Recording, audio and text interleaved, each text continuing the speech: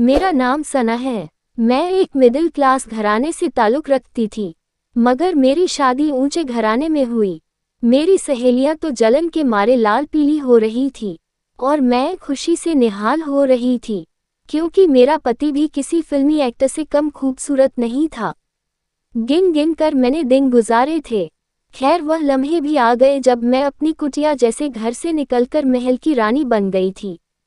शादी की सेज पर मेरे पति ने हमेशा मेरा साथ देने के कई वादे किए थे। मैं बहुत खुश थी, मगर कहते हैं ना, हर फूल के साथ एक कांटा भी होता है। हर खुशी की आगोश में एक नन्हा सा गम भी छुपा होता है।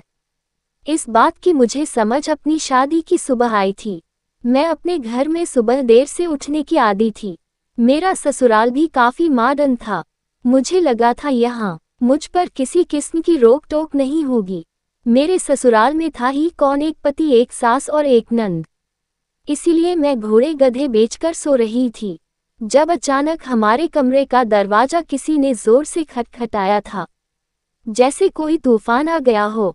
मेरे पति अली, वह भी घबरा कर उठ खड़े हुए थे। मैं भी आंखें मलती उठकर बेड पर बैठ चुकी थी। दरवाजे पर दस्तक बढ़ती ही चली जा रही थी। अली ने जल्दी से दरवाजा खोला तो सामने मेरी नंद हानिया खड़ी थी। वह अपने भाई को पीछे करते हुए मुझ तक पहुंची थी और बोली, आप भी भाभी अभी तक सो रही हैं? जल्दी से उठिए, मुझे आपके हाथ से नाश्ता करना है। मेरी सारी दोस्त अपनी भाभियों के हाथ से नाश्ता करती हैं। मैं उसके अचानक हमले से घबरा गई थी। हानिया के पीछे ही मेरी सास भी पहुंच गई थी। वह हानिया को डांट रही थी, यह क्या बचपना है, अभी तो बहू ने मीठा भी नहीं बनाया। तो हानिया बोली, पहले मीठा बना लेंगी भाभी, फिर मेरे लिए नाश्ता बना लेंगी। फिर वह बोली, भाभी आप 15 मिनट में फ्रेश होकर किचन में आ जाए, मुझे बहुत भूख लगी है। सास और नंद के जाने के बाद मैंने अली की तरफ देखा था। वह अपनी बहन की इस हरकत पर मुस्कुरा रहे थे। मुझे खूब गुस्सा आया, इसलिए मैं बोली, अली, मुझे हानिया की यह हरकत बिल्कुल भी अच्छी नहीं लगी। उसे जाकर समझाए कि मैं इस घर की बहू हूँ, नौकरानी नहीं। मेरी इस बात पर अली के माथे पर बल पड़ गए थे। सख्त लहजे में बोले थे, सना, आज तो तुमने ऐसी बात कर ली है, मगर मैं दोबारा तुम्हारे मुंह से कुछ ऐसा ना सुनूं। हानिया मेरी औलाद की जैसी है। अब्बू के इंतकाल के बाद मैंने उसे बाप बनकर पाला है, और तुमने आज के बाद हानिया की कोई भी बात मानने से मना किया तो तुम्हें हाथ से पकड़कर तुम्हारे मायके छोड़ दूंगा, हमेशा हमेशा के लिए। अली की बातें सुनकर मेरी आंखें भीग गई थी। कोई नई दुल्हन के साथ यूं भी करता है भला। मैं फिर उठकर किचन में चली गई थी, जहां हानिया की फरमाइश की लंबी लिस्ट तैयार थी। मैंने उसकी मर्जी के मुताबिक सब कुछ बना दिया। हानिया मुझसे उम्र में 1 साल ही छोटी थी। इतनी वह बच्ची भी नहीं थी। क्यों उसे एहसास ना होता कि नई नवेली दुल्हन के 100 तरह के अरमान होते हैं। खैर, फिर तो जैसे हर चीज की मैं आदी होती चली जा रही थी। मुझे समझ में आ गया था कि घर में हानिया का ही सिक्का चलता है। मैं भी अली की खातिर हानिया के साथ प्यार मोहब्बत से पेश आती थी। हमारी शादी को 4 महीने हो चुके थे, मगर अभी तक अल्लाह ने औलाद की खुशी से महरूम रखा था। मैं दिन रात औलाद के लिए दुआएं करती थी। मुझे मुकम्मल यकीन था कि जब मेरी औलाद हो जाएगी तो हानिया की अहमियत घट जाएगी। मुझे डॉक्टर ने कहा था कि घुटन वाले माहौल से निकलेंगे तो औलाद भी हो जाएगी। इसलिए मैं हनीमून पर जाना चाहती थी। लेकिन अली अपनी मसरूफियत में इतना वक्त नहीं निकाल पाए थे। हम हनीमून पर चले जाते, मैं भी उनके पीछे पड़ी रहती थी, तो मुझको टाल देते थे। अल्लाह अल्लाह करके अली ने मेरी बात मान ली थी। वह बोले थे कि हम हनीमून पर चलेंगे। मैं बहुत खुश थी, सारा दिन तैयारी करती रही। रात डिनर पर उन्होंने मेरी सास को बताया था कि हम 3 हफ्तों के लिए हनीमून पर जा रहे हैं, उधर से हम दूसरी जगह भी जाएंगे। ये सुनकर हानिया तो उछल पड़ी थी। वह बोली, भैया मुझे भी जाना है, मेरी सारी सहेलियां भी घूमने गई हुई है, आप मुझे भी अपने साथ ले चलें। मेरी सास ने हानिया को आंखें दिखाई थी, जबकि अली मुस्कुरा पड़े थे। वह बोले, जरूर। अब मेरे सब्र की इंतहा न रही थी। आखिर में बोल पड़ी थी, सहेलियों से पूछना क्या वह भी अपनी भाभी का हनीमून खराब करने गई है या फैमिली टूर पर। मेरी बात सुनकर हानिया रोने लगी थी, जबकि मैं उठकर अपने कमरे में आ गई थी। मुझे अली से बहुत डर लग रहा था, वह मुझ पर चीखेगी, मगर ऐसा कुछ भी नहीं हुआ। वह कमरे में आए और खामोशी से सोने के लिए लेट गए थे। सुबह हुई तो उन्होंने मेरा सामान गाड़ी में रखा और मुझे चलने को कहा। मगर यह क्या, अली ने मेरे मायके के सामने गाड़ी रोककर कहा था कि यहाँ पर उतर जाओ, तुम्हारा घर आ गया है। मैं हैरानी से उनको देखते रही थी, तो वह बोले, मैं अम्मी हानिया घूमने के लिए जा रहे हैं, तुम्हें घर पर अकेला छोड़ना मुनासिब नहीं लगा, इसलिए इधर छोड़कर जा रहा हूँ। जब तक तुम्हारी अक्ल सेट नहीं हो जाती तुम यहीं पर रहोगी। वह अल्फाज नहीं, कांटे थे जिन्होंने मेरा पूरा बदन छलनी कर दिया था। मैं लुटी पिटी सी घर में दाखिल हुई तो मेरी अम्मी ने मुझे अपनी बाहों में भर लिया। 3 दिन ही सुकून से गुजरे होंगे, भाभी ने मुझ पर जुमले कसने शुरू कर दिए थे। वह मेरी अम्मी की तरबियत की खूब मजाक उड़ाती कि बेटी की कैसी तरबियत की है, 4 माह भी ससुराल में ना बस सकी। कुछ ही दिन गुजरे होंगे कि भाई ने भी कह दिया, सना तुम अब यहाँ मेहमान तो नहीं रही, मेहमान तो 2 दिन का होता है और तुम तो यहाँ पर मुस्तकिल डेरा जमा कर बैठी हो अपनी भाभी के साथ, काम में हाथ बटाया करो। मुझे उन सब की बातें बहुत दुख दे रही थे। 2 वक्त की रोटी के लिए भी मुझे मजदूरी करना पड़ रही थी। हमारे रिश्तेदार भी घर आकर सौ बातें सुना कर जाते थे कि सना का तो ससुराल में दिल ही नहीं लगा, पता नहीं क्या चक्कर था। उन्हीं बातों से तंग आकर मैं 2 महीने बाद अपना सामान उठाकर वापस ससुराल चली गई थी। मेरी सास ने मेरा अच्छा वेलकम किया था, जबकि हानिया मुझे वहां देखकर सब बदमजा हुई थी। वह बोली, भाभी आपने बिना वजह आने की जहमत की, मैं तो भैया के लिए दुल्हन ढूंढ रही हूँ। उसकी बात सुनकर मेरा दिल धक से रह गया था, क्योंकि होना तो वही था जो हानिया कहती, मगर मेरी सास ने हानिया को सख्त सुनाकर चुप करवा दिया था। अली जब ऑफिस से वापस आए तो मुझे देखकर उन्हें जरा खुशी नहीं हुई थी। मेरी इज्जत 2 कौड़ी की रह गई थी, लेकिन मैं अपने मायके से अपनी जिंदगी का सबक सीख कर आई थी कि शादी के बाद औरत की इज्जत सिर्फ उसके ससुराल में होती है। इसलिए मैं हानिया की खुशामदीद करती फिर रही थी। मुझे यूं हानिया के आगे पीछे घूमता देखकर अली भी मेरे साथ ठीक हो गया था। मैं औलाद के लिए दुआएं कर रही थी। अली औलाद के ख्वाहिशमंद थे, मगर ये देर खुदा की तरफ से ही थी। हम दोनों फिट थे। हानिया मुझे जज करने की कोशिश करती थी, मगर मैंने नोट किया था कि आजकल वह किसी और ही चक्कर में थी। वह सारा दिन अपने कमरे में रहती थी, घर से 2-2 घंटे के लिए गायब हो जाती थी। मैंने भी उसका राज जानने की ठान ली थी। इसके लिए मुझे बहुत जतन करना पड़े थे, मगर आखिरकार सच कब तक छुप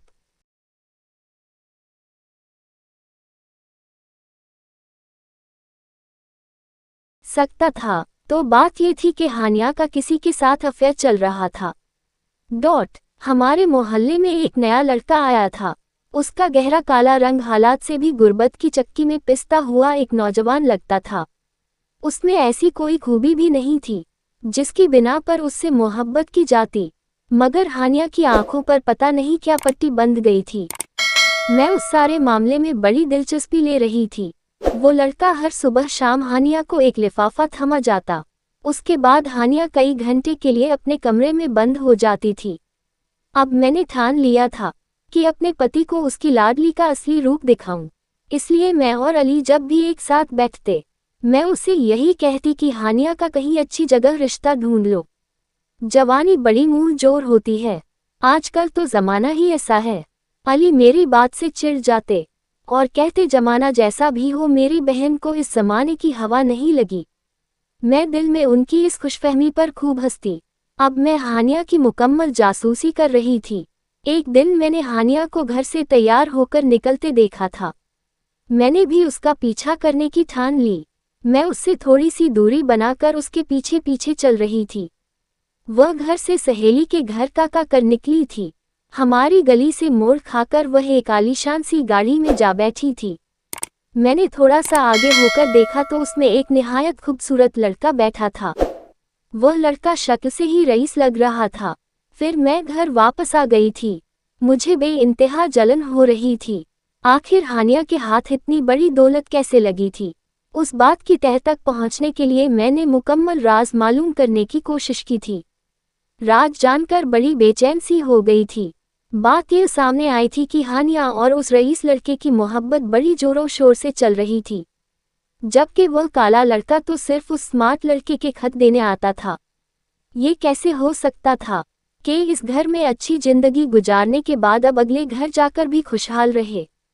इस तरह तो उसे कभी भी सजा ना मिलती, उस सब की जो उसने मेरे साथ किया था। मैंने खतरनाक मंसूबा बना डाला। उसकी दुश्मनी मेरे लिए जन्नत थी या जहन्नम, लेकिन मैं बेखतर होकर उसमें कूद पड़ी। मैंने अली से साफ अल्फाज में कह दिया था कि मैंने अपनी आंखों से हानिया को किसी लड़के के साथ जाते हुए देखा है।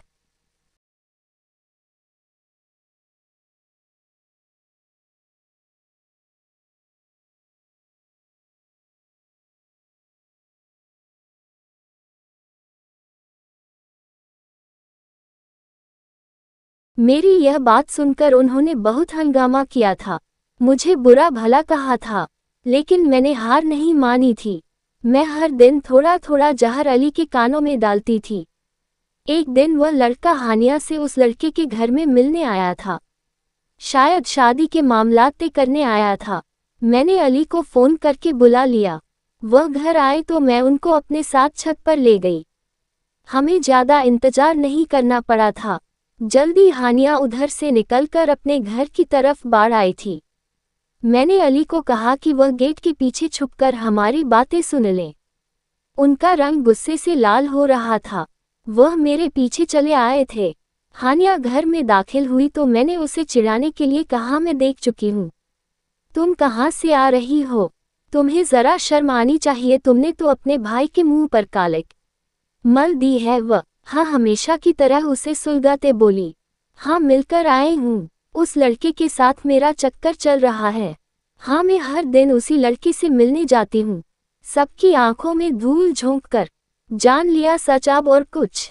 लेकिन ये सब जानकर भी आपको कोई फायदा हासिल नहीं होने वाला, क्योंकि आपकी बात पर हर कोई यकीन नहीं करेगा। भाई को बताएंगी तो वह तुम्हें तलाक देकर घर से निकाल देंगे, मगर मुझ पर शक नहीं करेंगे, क्योंकि मुझ पर अंधा एतबार करते हैं। हानिया की बात सुनकर अली गेट के पीछे से निकल आए। उन्होंने थप्पड़ मार मार कर हानिया का मुंह लाल कर दिया था। मेरे सास भी भागकर अपनी बेटी को बचाने के लिए आई थी। अली बोले, अंधा एतबार करता हूँ, मगर अंधा हूँ नहीं। आज अगर अब्बू जिंदा होते तो वह तुम्हें अपने हाथों से कत्ल कर देते, मगर मैं तुम्हारी जिंदगी बख्श रहा हूँ। फिर तो सब कुछ चुटकियों में ही हुआ था। अली ने मौलवी साहब को बुला लिया। उस सांवले लड़के को भी थप्पड़ मार कर घर ले आए थे। उस काले लड़के ने हमारे घर आकर वही सब कुछ कहा था जो मैं उसे सिखा कर आई थी। कई दिन पहले मैं उस काले लड़के के घर गई थी। वह काफ़ी गरीब सा था। माँ के इलाज के लिए उसको 50,000 रुपए की ज़रूरत थी। मैं ने ही उसको 1 लाख देकर खरीद लिया था। इस तरह उसने वही सब कुछ कहा जो मैं उसके मुंह से कहलवाना चाहती थी। यूं उन दोनों का निकाह करवाया जा रहा था। मैं ये सब ड्रामा बड़ी खुशी से देख रही थी। हानिया हाथ जोड़कर कह रही थी कि भैया मेरी बात सुन ले, मैं दूसरे लड़के से मोहब्बत करती हूँ। उसे बात पर तो अली को और ज़्यादा गुस्सा आ गया था।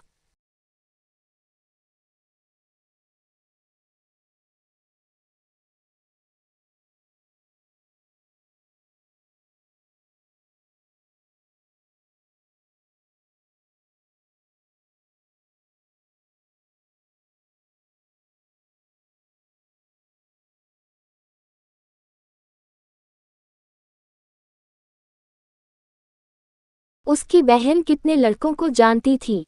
मेरी सास ने रो रो कर कोहराम बरपा क्या हुआ था। फिर मेरी दिली तमन्ना पूरी हो गई और हानिया का मनहूस साया मेरी जिंदगी से हमेशा हमेशा के लिए छट गया था। उसका अंजाम सोच सोच कर हंसी आती थी। उसने शादी के बाद मेरे साथ बहुत बुरा किया था। अब उसके साथ बुरा हो रहा होगा। तो वह लोगों के बर्तन मांजकर अपना पेट भरती होगी। मेरी सास हानिया के वाकया के बाद बिल्कुल ही चुप गई थी और मैं शेरनी बन गई थी। अपनी सास से पूरे घर के काम करवाने लगी थी। उन्हीं दिनों में अल्लाह ने मुझे औलाद की खुशी दी थी। ... मैं माँ बनने वाली थी तो अली के दिल से बहन का गम निकला था। अब तो मैं उनकी लाडली बीवी बन चुकी थी। हर चीज मेरे हुक्म पर होती थी। यही सब तो मैं चाहती थी। बिना वजह हानिया ने मेरा इतना कीमती वक्त खराब किया था। खैर अब तो घर के बर्तन तक मैं अपनी सास से धुलवाती थी। मेरे 8 महीने पूरे हो चुके थे, मगर मेरी सास ने तो अजब ड्रामा शुरू कर दिया था। कभी उनको चक्कर आ रहे होते थे तो कभी उनका जी मत लाने लगता था। वह सारा दिन आराम करती रहती थी। अब तो उनका बेटा भी उनके लिए फिक्रमंद हो रहा था। मेरी भी हालत ऐसी हो गई थी कि काम ही नहीं होता था, जबकि मेरी सास तो मुकम्मल बेड रेस्ट पर थी। मैं ये सब में ड्रामा ही समझती रही थी, मगर उनकी असलियत तो मुझे तब मालूम हुई जब मैंने उन्हें गनी वार्ड में देखा था। बेटी तो बेटी, माँ भी किसी से कम नहीं निकली थी। उसने भी मेरे अली की आंखों में धूल झोंकी थी। हुआ ये था कि पेट में दर्द का बहाना बनाकर अली के सामने रोती रहती। वह भी मेरे लिए काफ़ी फिक्रमंद थे। मैंने उनसे अम्मी के घर जाने की इजाज़त मांगी तो उन्होंने दे दी थी। उन्होंने मुझे तसल्ली दी थी कि वह मेरे पीछे सब संभालेंगे। मैं आराम के लिए अपने घर से मम्मी के घर जा चुकी थी।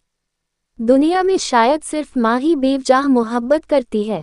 मेरी अम्मी ने बड़ी खुशदिली से मेरा वेलकम किया था। वह तो मुझे बेड से उतरकर पानी भी नहीं पीने देती थी। अब तो भाभी की आंखों के सामने भी अंधेरा छाने लगा था। वह मुझे बहाने बहाने से काम करने को कहती थी। एक दिन तो मेरे हाथ में झाड़ू देकर बोली, ये लो झाड़ू पोछा करो, उससे तुम्हारी डिलीवरी में आसानी हो जाएगी। मैंने शिकायत भरी नज़रों से अम्मी की तरफ देखा तो मुझे बहुत बेबस नज़र आई थी। मैंने बड़े गुस्से से झाड़ू ली और इधर उधर जोर जोर से मारने लगी। यूं ही न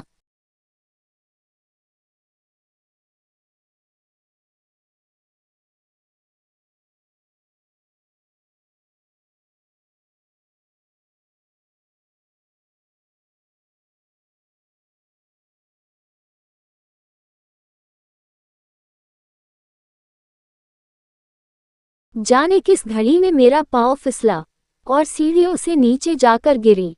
फिर मुझे कुछ होश ना रहा। मुझे कब डॉक्टर के पास ले जाया गया, कब मेरा ट्रीटमेंट शुरू हुआ। मैं कई घंटे की बेहोशी के बाद होश में आई तो मुझे अपना आप निहायत हल्का सा महसूस हुआ था, जैसे मुझसे मेरा जिस्म का कुछ हिस्सा जुदा हो गया हो। मैंने जल्दी से अपने पेट की तरफ देखा तो मैं समझ गई। मैंने खुशी से अम्मी को पुकारा और कहा, मेरी औलाद कहाँ है? बेटा हुआ है या बेटी? मेरी बातें सुनकर अम्मी रोने लगी। उनके रोने से मैं घबरा गई थी। मैं नर्स से अपने बच्चे के मुतालिक पूछने लगी थी। तब मुझे लेडी डॉक्टर ने बताया कि अल्लाह ने मुझे बेटा दिया था, मगर हम उसे बचा नहीं पाए। अब तो शायद आप कभी माँ भी ना बन पाए। मैं दहाड़े मार मार कर रोने लगी थी, इसलिए उन्होंने मुझे आराम का इंजेक्शन लगा दिया था। फिर यूं होता कि जैसे ही मुझे होश आता मैं चीखने लगती। इसी वजह से मुझे दोबारा नींद का इंजेक्शन लगा दिया जाता। 3 दिन गुजरे होंगे जब मैंने होश में आते ही अपनी सास की आवाज़ सुनी थी। वह किसी को बेटा होने की मुबारकबाद दे रही थी। मैं यूं ही आंखें मूंद कर लेटी रही। फिर मुझे हानिया की आवाज़ आई। मैंने आंखें खोल दी। मैंने देखा हानिया का बेड मेरे बेड से एक बेड छोड़कर पड़ा था। वह बड़ी आराम से लेटी अपने बच्चे को गोदी में लिए चूम रही थी। मेरी सास उन दोनों की देखकर निहाल हो रही थी और अपनी सास को वहां देखकर मुझे समझ आ गया था कि वह भी हमारी आंखों में धूल झोंक रही थी। वह हमें धोखा देकर अपनी बेटी से मिलती थी। लेकिन हानिया, तुम मुझसे एक बार फिर जीत गई थी। उसने अपनी औलाद पा ली थी और मैंने खो दी थी। मैं नर्स से नज़र बचाकर अपने बेड से उठकर हानिया के बेड के पास चली गई थी। रो रही थी। मैंने शादी के बाद बहुत बुरा किया था, बहुत ज्यादती की थी। जब मैंने तुम्हारा थोड़ा थोड़ा सा बुरा किया तो अल्लाह ने मुझसे मेरी औलाद छीनकर फौरन बदला ले लिया, जबकि तुम तो आज भी खुश हो। मुझे देखकर वह जर्द पड़ चुकी थी। उसकी आंखें भीग गई। बोली, भाभी मुझे आप एक आंख नहीं भाती थी। मैं चाहती थी कि आप मेरे भैया से दूर रहो। भैया सिर्फ और सिर्फ मुझसे प्यार करें। इसी वजह से मैं हर मुमकिन कोशिश करती थी आपको परेशान करने की कि आप भैया को छोड़कर चली जाएं। आपके साथ मैंने जो कुछ किया उसकी सज़ा मुझे मिलना ही मिलना थी। मैंने आपकी जिंदगी बर्बाद की और मेरा पति मुझ पर हर घड़ी शक करता था कि मैं कहीं उस लड़के के साथ भाग ना जाऊं जिससे मोहब्बत करती थी, इसलिए वह मुझे मारता रहता, मुझसे लोगों की नौकरियां करवाता था। भाभी, इस दुनिया में हर इंसान को उसके कर्म की सज़ा ज़रूर मिलती है। मेरा जुर्म जिस तरह का था उसकी मुझे सज़ा मिल गई। आपका जुर्म बोहतान का था। आपने मुझसे मेरे घर वालों का प्यार भी छीन लिया और मुझसे मेरी मोहब्बत भी। अल्लाह ने आपसे आपकी मोहब्बत, आपकी औलाद छीन ली। हमारा हिसाब बराबर हो गया, लेकिन उस सब में मेरी माँ बेकसूर है। उसका ख्याल रखें। खुदारा उनको बीमारी लग गई है। आप अपने जिम्मे एक और गुनाह मत ले। उन पर रहम करें, शायद उनकी दुआ आपको लग जाए और अल्लाह आपको फिर से औलाद नसीब करें। हानिया की बातें सुनकर मैं कांप गई। मुझे मालूम पड़ चुका था कि मुझसे गलती कहाँ हुई थी। मैंने अल्लाह के निजाम को अपने हाथ में लेने की कोशिश की थी। बदला खुदा को लेने देती। अपना इंतकाम मैंने खुद का खुद क्यों लेना चाहा। मैंने अल्लाह ताला से माफ़ी मांगी और हानिया से अपनी सास का ख्याल रखने की कसम खा ली थी।